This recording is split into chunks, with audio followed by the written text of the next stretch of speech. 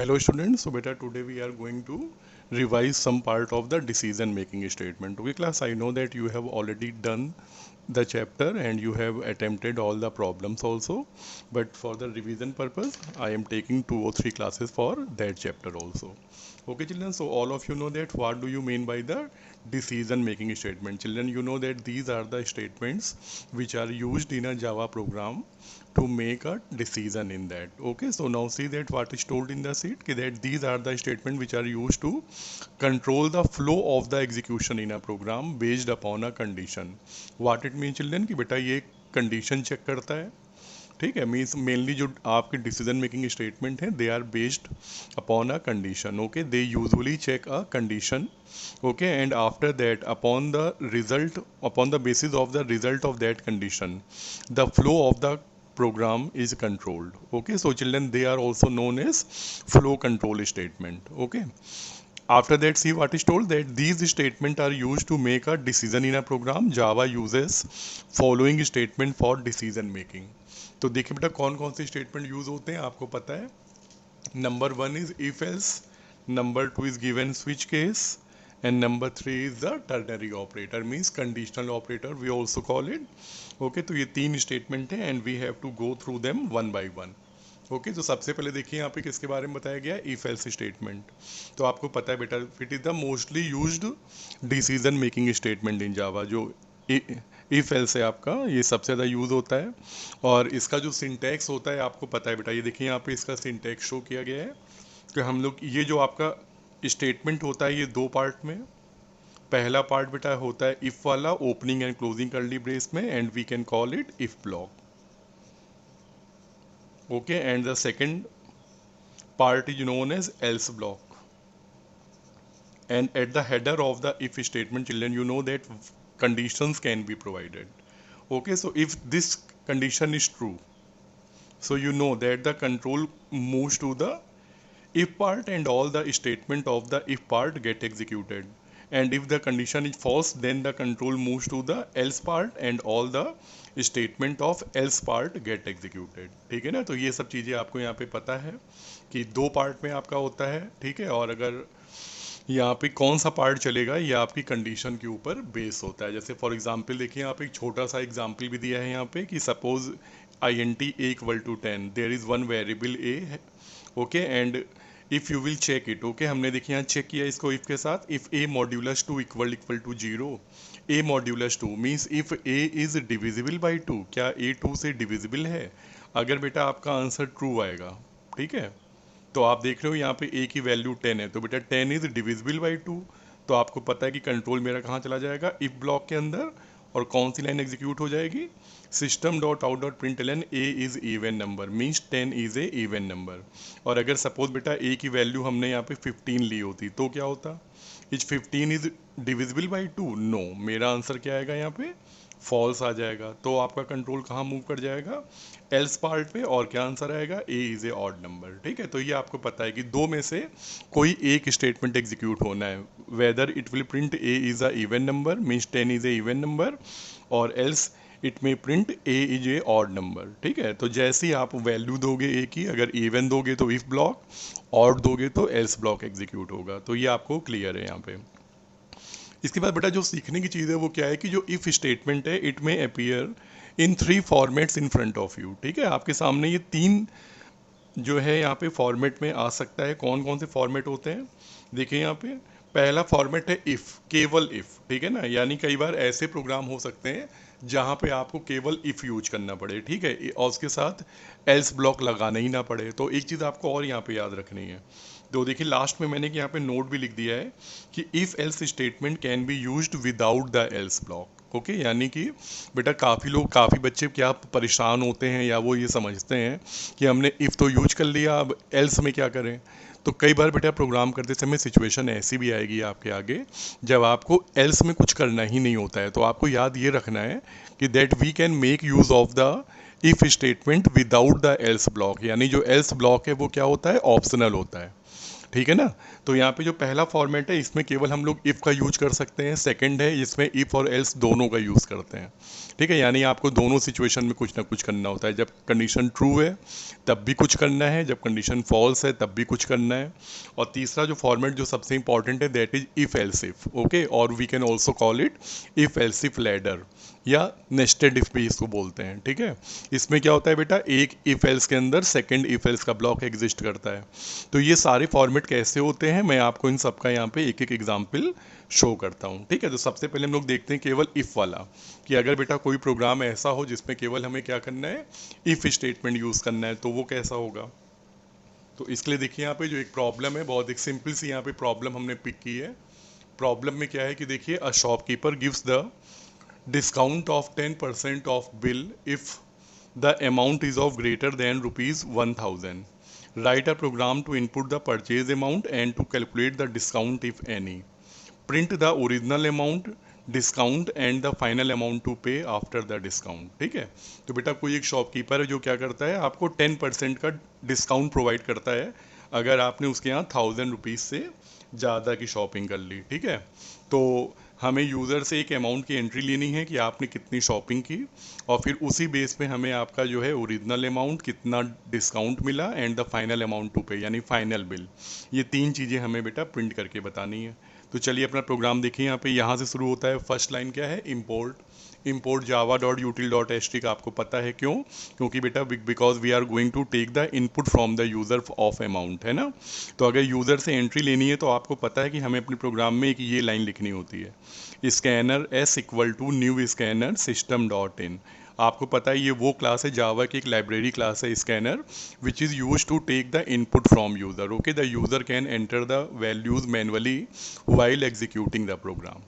ठीक है, तो यहाँ पे देखिए स्कैनर एस। अच्छा, यहाँ पे जो एस है ये क्या क्या है, आपने एक वेरिएबल या ऑब्जेक्ट बनाया स्कैनर क्लास का। इसी एस के थ्रू आप क्या करोगे, अपने अलग अलग जो है फंक्शन इनपुट के कॉल कर सकते हो। ये जो एस है बेटा, इस एस का आप जो मना है वो नाम ले सकते हैं। ठीक है ना, ऐसा नहीं कि इसका नाम एस रहेगा, जो मना है आप वो नाम इसका यहाँ पे रख सकते हैं। एस ले लीजिए, एस सी यूज कर सकते हैं, इन यूज कर सकते हैं, या जो आपका मना है वो यूज़ करिए, इसमें कोई प्रॉब्लम नहीं है। तो अब आइए देखिए अगली लाइन, मैंने क्या बोला, input the purchase amount and double amount equal to S dot next double. ये जो नेक्स्ट डबल जो बेटा मैंने फंक्शन यूज़ किया, ये क्या करता है, it takes the input of a double type of value from user through the keyboard. आप अपने कीबोर्ड से कोई एक वैल्यू इनपुट कर सकते हैं, वो आपकी डबल फॉर्मेट में होगी और कहाँ जाके स्टोर हो जाएगी, एक AMT नाम के वेरिएबल में। तो ये देखिए आपका ये जो वेरिएबल था AMT, इसमें सपोज बेटा मैंने एक वैल्यू क्या इनपुट कर दी 1500, पर ये डबल फॉर्म में जाएगी तो 1500.0 जाके स्टोर हो जाएगा। इसके बाद देखिए फिर मैंने दो वेरिएबल और लिए हैं, DIS और FAMT। DIS डबल टाइप का वेरिएबल है और क्या वैल्यू है इसकी, 0, तो अपने आप पता है आपको 0.0 हो जाएगी। FAMT फाइनल अमाउंट टू पे, ठीक है, ये भी आपका इस समय अभी 0 है। अब आप देखो इसके बाद मैंने यहाँ पे, ये आपका मेन प्रोग्रामिंग सेक्शन है, इफ़ वाला ब्लॉक आ गया। ठीक है, इसमें मैंने चेक किया, if amount is greater than 1000, क्या आपने जो अमाउंट इनपुट किया है, हमने क्या इनपुट किया है बेटा 1500, is 1500 is greater than 1000, yes, मेरा आंसर क्या आ जाएगा, ट्रू आ जाएगा। तो बेटा आपका जो कंट्रोल है वो कहाँ मूव कर जाएगा, इफ ब्लॉक के अंदर। तो बेटा अगर 15,000 जो है 1000 से ज़्यादा है तो आपको पता है कि the shopkeeper will give you 10% discount. तो अब आपको अपना डिस्काउंट कैलकुलेट करना है। तो क्या बोला आपने, DIS इक्वल टू 0.10। ठीक है, क्या हुआ है बेटा, ये देखिए 10/100 इनटू अमाउंट, एक्चुअली ये होगा फॉर्मूला मैथ में, है कि नहीं। पर बेटा अगर आपको पता है कि आप यहाँ जावा में इसको ऐसे नहीं लिख सकते। ठीक है, 10/100 इन जो लिख पाएंगे, तो आप कहोगे कि सर हम इसको ऐसे लिख लेंगे 10/100 इंटू अमाउंट। ठीक है, पर बेटा तब भी आपका आंसर रॉन्ग आएगा। पता है क्यों रॉन्ग आएगा, क्योंकि देखिए जब आप एक इंटीजर को इंटीजर से, 10 आपका होल नंबर है, 100 भी होल नंबर है, तो जब आप 10 को 100 से डिवाइड करोगे ना तो आपका आंसर कितना आ जाएगा, 0। 0 इंटू अमाउंट 0 आ जाएगा। ठीक है, तो ये एक प्रॉब्लम है। तो इसका जो है सही सॉल्यूशन क्या है कि अगर आपको पूरा लिखना है फॉर्मूला तो आप ये लिखिए 10.0 डिवाइडेड बाई 100। ठीक है, अब आपने एक वैल्यू को डबल टाइप का बना लिया। ठीक है, तो 10.0 बाई 100 इंटू अमाउंट। तो अब आपका जब ये कैलकुलेट होगा 10.0 बाई 100 तो क्या आंसर आ जाएगा आपका, 0.10। ठीक है ना, 0.10। तो आप चाहे तो अपना ये पूरा फॉर्मूला ये वाला यूज कर सकते हैं। ठीक है, ये आप सिंपली खाली बोल दो 0.10। बेटा मैंने 10 को पहले 100 से डिवाइड कर लिया, तो क्या आ जाएगा आंसर 0.10 इंटू अमाउंट, यानी अमाउंट का 10%। तो आपको पता है ना क्या वैल्यू हो जाएगी इसकी, अब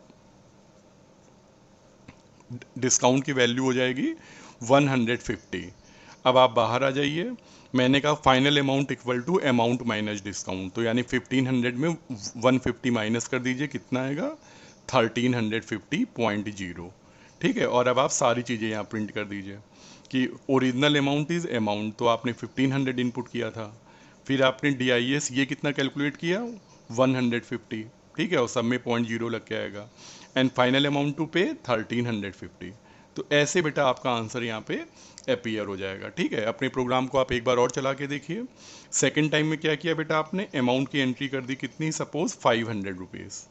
ठीक है, और आपका जो है DIS कितना है 0 है, और फाइनल अमाउंट है वो भी कितना है 0 है। ठीक है, तो अब आपकी बार आपने बेटा प्रोग्राम चलाया, आपने बोला इनपुट द परचेज अमाउंट 500। ठीक है, क्या 500,000 से ज़्यादा है, नो। अब की बार क्या आंसर आएगा आपका, फॉल्स। तो बेटा जब फॉल्स है तो आपको पता है ये इफ़ के अंदर जाएगा ही नहीं। ठीक है, और सीधे कंट्रोल कहाँ मूव कर जाएगा, बाहर इफ़ के। तो कौन सी लाइन चलेगी, final amount equal to amount minus discount, यानी कि 500 माइनस DIS की वैल्यू कितनी है 0, तो यानी कि फाइनल अमाउंट 500 आ गया। तो यानी क्या क्या आंसर प्रिंट होगा कि original amount was 500, discount is 0 and final amount 500। यानी बेटा अगर आपने 1000 रुपीज़ से कम की शॉपिंग की तो आपको कोई डिस्काउंट नहीं मिलेगा। तो अब इस प्रोग्राम में देखिए सीखने की चीज़ क्या है कि आप ध्यान दो, मैंने बेटा इफ़ को यूज़ किया है विदाउट द एल्स ब्लॉक।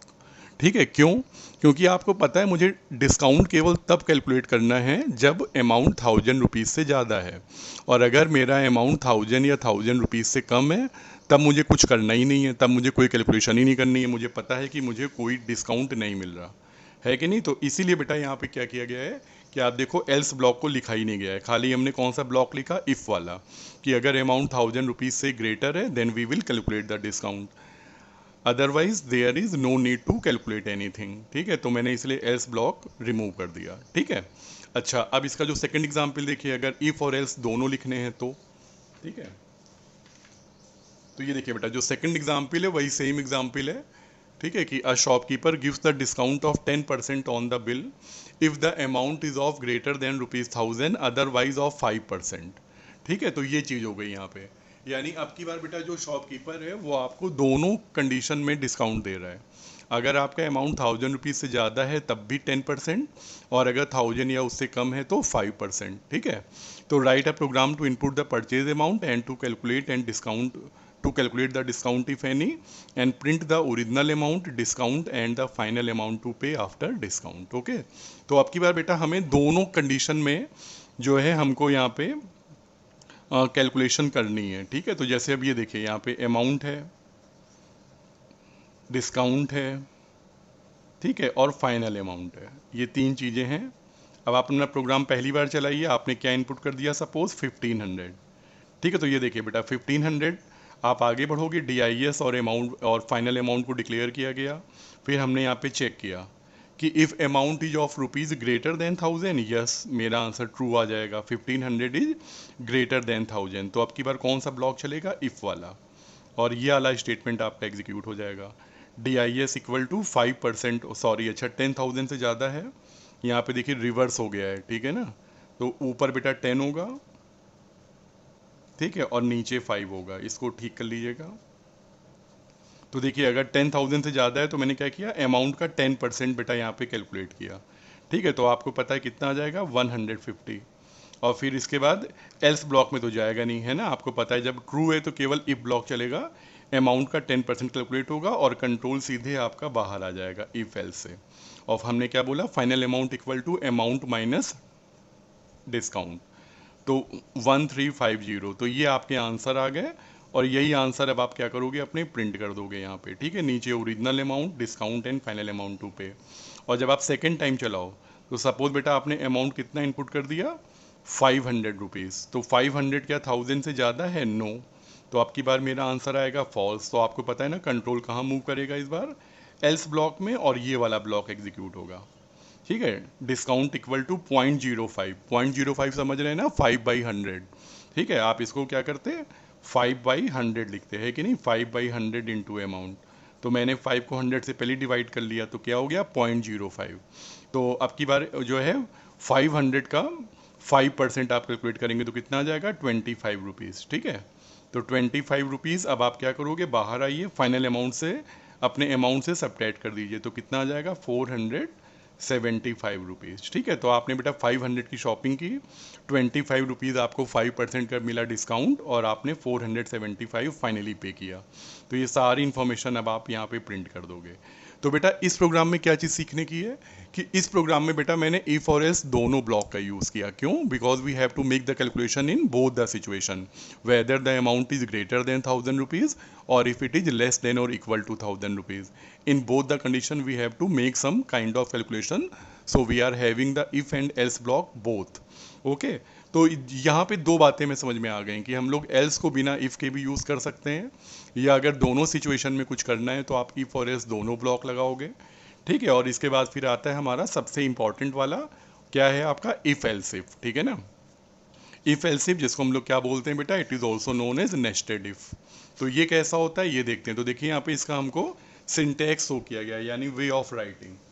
ठीक है, तो इसमें देखिए क्या बताया गया है कि इसका जो सिंटैक्स होगा, इसमें क्या होता है बेटा कि एक इफ एल्स ब्लॉक के अंदर सेकंड इफ एल्स ब्लॉक आपका एग्जिस्ट करता है। ठीक है ना, तो ये चीज़ यहाँ पे आपको ध्यान रखनी है, यहाँ लिखी नहीं है, आप ये चीज़ अपने पास नोट कर लेंगे। ठीक है ना, कि when if block, if else block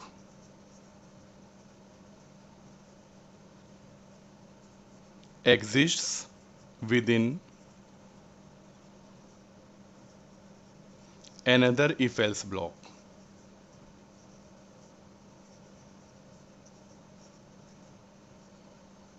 okay, then it is known as nested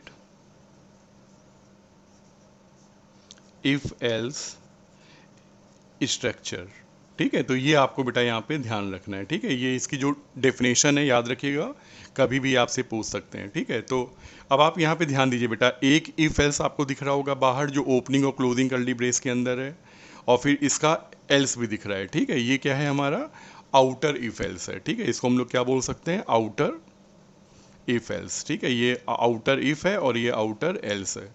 इसके अंदर जब आप आते हो तो क्या देखते हो, एक और इफ एल्स पड़ा हुआ है। ठीक है, ये क्या है मेरा इनर इफ एल्स है। ठीक है, तो कभी भी बेटा अगर ऐसा आपको कहीं फॉर्मेट दिखाई पड़े कि एक इफ एल्स के अंदर दूसरा इफ एल्स अगर एग्जिस्ट कर रहा हो, तो इसको हम लोग क्या बोलेंगे, नेस्टेड इफ एल्स, और we can also call it if else if ladder. ये लैडर क्या होता है हम लोग अभी जल्दी देखेंगे। ठीक है, तो इसमें एक और खास चीज़ देखिए कि क्या देखते हैं आप कि इफ़ के अंदर कंडीशन है ट्रू है तो इफ़ ब्लॉक के अंदर जाएंगे, वहाँ पे एक आपको इफ एल्स देखने को मिलेगा, और अगर फॉल्स है तो एल्स में जाएंगे, वहाँ पे भी आपको एक इफ एल्स देखने को मिलेगा। ठीक है, पर ऐसा जरूरी नहीं है कि दोनों जगह बेटा दोनों की बॉडी में या दोनों ब्लॉक में इफ एल्स हो। कई बार क्या होता है कि कोई एक ब्लॉक खाली भी हो सकता है। सपोज कि इफ़ ब्लॉक के अंदर नहीं है कुछ भी और एल्स में जाओगे तो वहाँ देखने को मिलेगा, या एल्स खाली है इफ़ के अंदर आपको इफ़ एल्स मिल जाए। ठीक है, तो ऐसा भी हो सकता है। लेकिन किसी भी ब्लॉक के अंदर अगर आपको सेकंड इफ़ एल्स मिल रहा है तो व्हाट इट मीन्स कि that represent a nested if else structure. ठीक है, इसका जो एग्जाम्पल है वो हम लोग यहाँ पे चेक करते हैं। ठीक है, तो ये देखिए बेटा, बहुत ही सिंपल सा प्रोग्राम जो आपने ऑलरेडी पहले किया भी होगा। ठीक है, प्रॉब्लम क्या है पहले चेक कर लीजिए। बोला है कि write a program to input a number and print the, sorry, input 3 numbers है यहाँ पे। ठीक है, write a program to input 3 numbers and print the largest among them. ठीक है, तो 3 नंबर्स की एंट्री लेनी है यूज़र से, और ये बताना है कि उन तीनों में लार्जेस्ट वैल्यू कौन सी है। ठीक है, तो देखिए प्रोग्राम स्टार्ट होगा। आप क्या करोगे, यूटिल है, ये है, फिर आपने स्कैनर को डिक्लेयर किया, फिर आपने यूज़र से कहा इनपुट 3 नंबर्स, और फिर आपने देखिए 3 नंबर ले लिए एक्स वाई जेड, तीनों इंटीजर, और आपने S dot next I N T का यूज़ किया। ठीक है, आपको पता है that whenever you want to take the input of an integer value children, then you have to make use of the next I N T method of scanner class. ठीक है, तो हमने इस बार नेक्स्ट आई एन टी का use किया। X equal to next I N T, आप कोई वैल्यू इनपुट कर लो, जैसे 15। ठीक है, वाई की वैल्यू ले ली 10, और जेड की वैल्यू क्या ले ली 5, ठीक है। तो ए एक्स वाई जेड ये 3 वैल्यूज़ हो गई। अब इसको देखिए यहाँ पे नीचे जो फॉर्मेट यूज़ हुआ है प्रोग्रामिंग करने का वो क्या यूज़ हुआ है आपका नेस्टेड इफ एल्स यूज़ हुआ है, ठीक है। ये देखिए एक इफ़ ये है और एक ये एल्स है, और जब आप इफ़ के अंदर जाते हो तो आपको तुरंत क्या होता है दूसरा इफ़ मिल जाता है, ठीक है। तो ये एक पूरा यहाँ पे ब्लॉक है जो आपका एक इफ़ एल्स के अंदर एग्जिस्ट कर रहा है, तो इसको क्या बोलेंगे हम नेस्टेड इफ एल्स। तो आइए देखिए प्रोग्राम कैसे चलेगा। If X is greater than Y, आप चेक करो क्या एक्स बेटा वाई से लार्जर है, यस एक्स जो है वाई से लार्जर है, यानी कि जो वाई है बेटा वो तो रेस से बाहर हो गया है कि नहीं। अब कौन कौन बचे एक्स और जेड। तो अब आप जैसे ही अंदर आए आपने क्या किया एक्स और जेड को कंपेयर कर लिया। If X is also larger than Z, yes. तो आप क्या देख रहे हो दोनों कंडीशन में मेरा आंसर ट्रू आया है। पहले जब मैंने कहा क्या एक्स वाई से बड़ा है, यस 15 इज ग्रेटर देन 10। अंदर आइए is x is greater than Z, क्या 15 5 से भी लार्जर है, यस। तो बेटा आपका ये वाला ब्लॉक चल जाएगा और क्या प्रिंट हो जाएगा एक्स इज लार्जेस्ट, यानी 15 इज लार्जेस्ट। क्लियर है सबको यहाँ पे, ठीक है। तो बेटा ऐसे ही यहाँ पे अब आप क्या कर सकते हो अलग अलग वैल्यूज चेक करो और यहाँ पे देखो कि कहाँ पे क्या क्या चीज़ें होती हैं। जैसे ये देखिए अब की बार हमने वैल्यूज़ क्या दे दी यहाँ पे देखिएगा ध्यान से, ठीक है। हमने अब की बार दे दिया यहाँ पे 10 5 एंड 15, ठीक है। x is 10 y is 5 and z is 15। Check करिए if x is greater than y, क्या 10 बेटा 15 से 10 जो है 5 से लार्जर है, यस, ठीक है, कंडीशन ट्रू है तो कंट्रोल अंदर आ जाएगा। तो क्या x is greater then z, क्या 10 बेटा जो है 15 से भी लार्जर है, नो। तो आपकी बार एल्स में आ जाएगा यहाँ पे, ठीक है, और क्या प्रिंट कर देगा z इज लार्जेस्ट, यानी कि 15 इज लार्जेस्ट वैल्यू। आपकी बार z जो है आपकी लार्जेस्ट वैल्यू बन गई। क्लियर है क्लास। आगे बढ़ने के पहले एक छोटी चीज़ यहाँ पे और देखिएगा कि बेटा बाहर ये जो इफ़ है इसमें तो मैंने कर्ली ब्रेस लगाए हैं, ठीक है, बट अंदर जो यहाँ पे इफ़ और एल्स ब्लॉक है इसमें बेटा मैंने कर्ली ब्रेस नहीं लगाए हैं। ऐसा क्यों? तो ये चीज़ आपको बहुत ध्यान से सीख लेनी है, समझ लेनी है और याद रखनी है, ठीक है। क्या कि बेटा इफ़ और एल्स ब्लॉक के अंदर अगर एक सिंगल स्टेटमेंट हो then we have the option कि that if we want we can ignore the curly braces, है ना। अगर एक स्टेटमेंट हो इफ ब्लॉक में या एल्स ब्लॉक में तो आप चाहें तो इग्नोर कर सकते हैं, means there is no need और it is not compulsory to put the curly braces for the block, ठीक है। आपका मन है तो लगा सकते हैं या आप चाहें तो ड्रॉप भी कर सकते हैं। तो यहाँ देखिए जो इफ ब्लॉक है वहाँ पे केवल एक सिंगल स्टेटमेंट है system dot out dot println x is largest, और जब कंडीशन फॉल्स है तो वहाँ पे भी एक ही स्टेटमेंट है कि जेड इज लार्जेस्ट। तो जब एक ही एक स्टेटमेंट है तो आप इनके कर्ली ब्रेसेस को ड्रॉप कर सकते हैं। अभी हम लोग आगे बहुत बात करेंगे कर्ली ब्रेसेस के बारे में, ठीक है, एक अलग से मैं क्लास लूँगा इस चीज़ में, ठीक है। तो बेटा ये आपको क्लियर हो गया होगा। ऐसे ही अब यहाँ पे फिर हम लोग और वैल्यूज़ यहाँ पे इनपुट करते हैं, ठीक है। फॉर एग्जांपल हमने क्या इनपुट किया देखिए 10 15 एंड 5। अब की बार देखिए x की वैल्यू 10 है, y की वैल्यू 15 है और z की वैल्यू 5 है। तो अब की बार कैसे चलेगा, पहली condition if x is greater than y, क्या 10 बेटा 15 से लार्जर है, नो, फॉल्स हो गया। तो देखिए बेटा बाहर वाली कंडीशन फॉल्स हुई है तो ये जो इफ़ है ये कहाँ लेके जाएगा आपको अपने वाले एल्स पे, यानी ये इफ़ वाले ब्लॉक में जाएगा ही नहीं, सीधे एल्स पे आ गया। एक्स बेटा वाई से लार्जर है, ठीक है, सॉरी एक्स वाई से लार्जर नहीं है, यानी कि वाई बड़ा है एक्स छोटा है, यानी क्या हुआ आपका जो एक्स है वो तो रेस से बाहर हो गया। बाकी कौन कौन बचे अब वाई और जेड। तो जब मैं एल्स में आया तो मुझे पता है कि अब वाई और जेड में दोनों में कोई एक वैल्यू लार्जर होगी, तो मैंने वाई और जेड को कंपेयर कर लिया। If Y is greater than Z, क्या 15 5 से लार्जर है, यस। तो 15 बेटा 5 से बड़ा है तो क्या लिख के आ जाएगा y इज लार्जेस्ट, यानी y की वैल्यू 15 है तो y प्रिंट हो जाएगा, ठीक है। और इसके बाद फिर देखिए यहाँ पे फाइनली अब की बार हमने क्या क्या वैल्यूज़ यहाँ पे डाली, हमने बेटा यहाँ पे इनपुट कर दिया 5 10 एंड 15, ठीक है। अब की बार देखिए क्या होगा, मैंने यहाँ पे अब की बार चेक किया if x is greater than y, क्या 5 बेटा 10 से बड़ा है, नो, ठीक है। तो आपको पता है कंट्रोल कहाँ चला जाएगा एल्स में, यानी जो x है वो तो रेस से बाहर हो गया। बाकी कौन बचे 10 और 15, यानी कि y और z। तो y क्या बेटा 10 इज ग्रेटर देन z, क्या 10 15 से बड़ा है, नो। तो अब की बार याली कंडीशन फॉल्स हुई है तो कंट्रोल अपने वाले एल्स पे भेजेगा और क्या लिख किया जाएगा z इज लार्जेस्ट, यानी कि 15 इज लार्जेस्ट। ओके क्लास, तो आई होप कि आपको ये एग्जाम्पल क्लियर हुआ होगा थोड़ा सा, ठीक है, कि कैसे हम लोग एक ही फेल्स के अंदर सेकंड इफ एल्स का यूज़ कर सकते हैं। अच्छा, अब जैसे ये प्रोग्राम है, इसको आप चाहे तो थोड़ा सा यहाँ पे शॉर्ट भी कर सकते थे। कैसे? अगर आपको बेटा लॉजिकल ऑपरेटर अगर आते हैं, उनकी हेल्प आती है। अब अगली क्लास में हम लोग जब मिलेंगे तो हम लोग बेटा लॉजिकल ऑपरेटर का यूज़ सीखेंगे। Means how can we check the multiple conditions at a time. जैसे फॉर एग्जाम्पल इस सेम प्रोग्राम में आप चाहो तो लॉजिकल ऑपरेटर का यूज़ करके अपने प्रोग्राम को थोड़ा शॉर्ट कर सकते थे। कैसे, मैं दिखाता हूँ आपको, ठीक है। ये देखिए, ठीक है बेटा, वही सेम प्रॉब्लम है कि write a program to input 3 numbers, ठीक है, and print the largest among them. तो आपने यहाँ पे 3 वैल्यू की यूज़र से एंट्री ले ली। सपोज आपने ये इनपुट कर दिया 15, 10 एंड 5, ठीक है। तो अब की बार देखिए, मैंने पहला जो इफ़ है वहाँ चेंज किया है। मैंने क्या बोला? If X is greater than Y and X is greater than Z, ठीक है। X is greater than Y and X is greater than Z, यानी कि क्या एक्स वाई से बड़ा है एंड एक्स जेड से भी बड़ा है।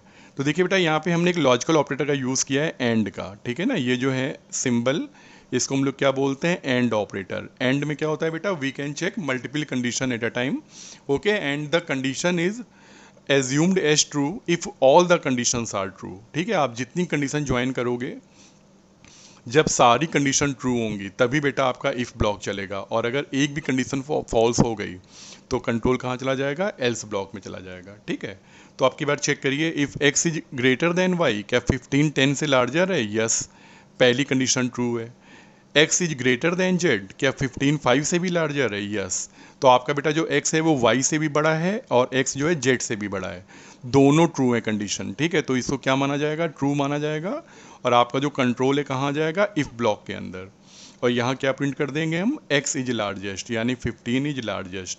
तो देखिए बेटा, देखने की चेंज क्या हुआ लास्ट जो प्रीवियस प्रोग्राम से, कि बेटा यहाँ पे मैंने इफ़ ब्लॉक के अंदर सेकंड इफ एल्स नहीं यहाँ पे इंसर्ट किया, ठीक है। तो यहाँ पे आप क्या देखोगे कि जो नेस्टेड इफ एल्स फॉर्मेट है वो खाली कहाँ बन रहा है? एल्स के अंदर। वहाँ पे आप देखो तो मैंने फिर से एक पूरा इफ एल्स ब्लॉक डाल दिया है, ठीक है। तो ये चीज़ बेटा यहाँ पे मैंने शॉर्ट की है बस। बाकी पूरा प्रोग्राम आपका जैसे पहले एग्जीक्यूट हो रहा था वैसे ही चलेगा। एक मैं आपको और एग्जाम्पल चला के दिखा देता हूँ। सपोज आपने वैल्यू ये डाली होती 5, 10 एंड 15, तो क्या होता? क्या x बेटा y से लार्जर है? क्या 5 10 से लार्जर है? नो। क्या x z से लार्जर है? नो। तो आप क्या देख रहे हो? दोनों कंडीशन फॉल्स हैं, तो कंट्रोल कहाँ चला जाएगा? एल्स पे।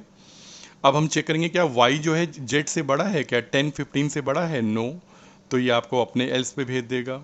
और z इज लार्जेस्ट, और ये देखिए जो z की वैल्यू 15 है ये आपकी यहाँ पे प्रिंट हो जाएगी, ठीक है ना। तो आई होप कि आपको ये एग्जाम्पल समझ में आ गए होंगे। मैंने क्या क्या बताया आपको आज कि all the formats of the if statement, that how can we make use of the if statement in all the format, okay children. और अगली बार जब हम मिलेंगे in the next class children, we will talk about few more programs based upon the if else, okay.